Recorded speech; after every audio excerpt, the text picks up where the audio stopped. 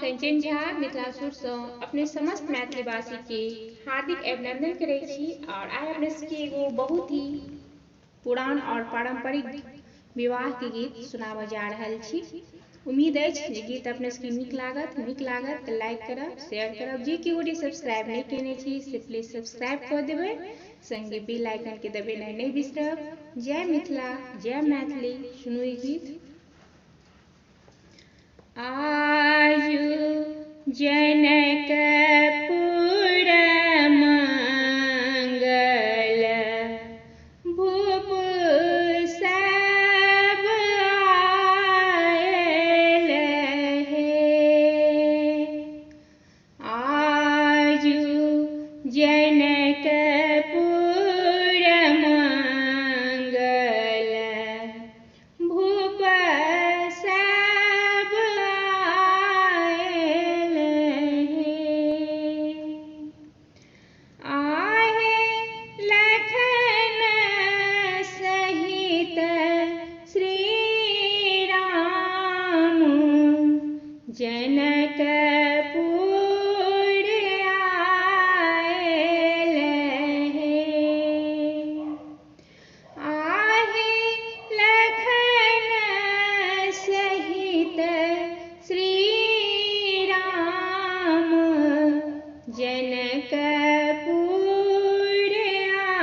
आयल हे। राजा के राजन भावै रानी करुणा करू हे।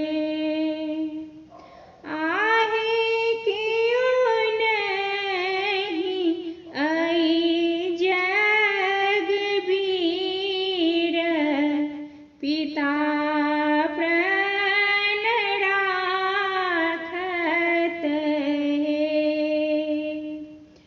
आहे कियो नहीं अइ जगबीर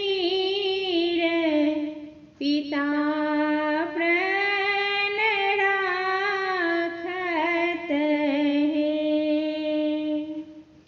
काँपि उठला वीर लक्ष्मण सुनु भैया रामचंद्र हे। आहे हुकुम दिया